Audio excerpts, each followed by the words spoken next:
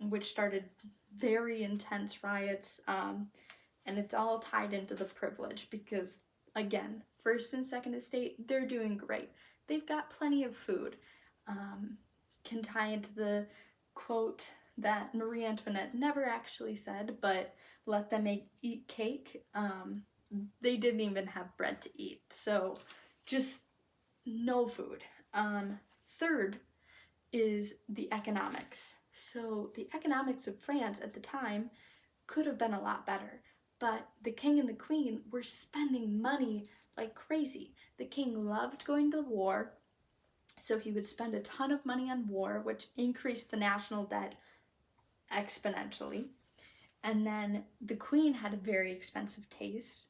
At the same time, they were building the mansion Versailles and were constructing it, and that took a ton of money. So that's just, the expenses were out of this world.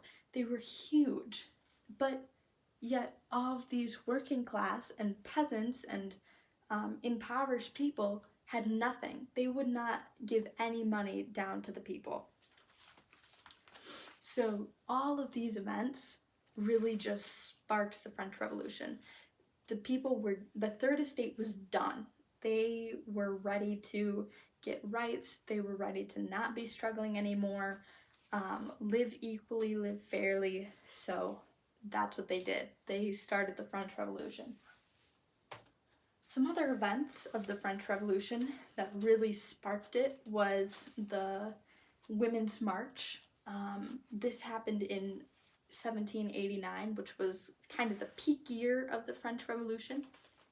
It started with a group of women marching to Versailles, but a ton of people added on and gathered, and there were masses of people at Versailles who were storming the palace and were saying, hey, we're ready, we're here to fight, we're done with this. And that's really an event that just set it off.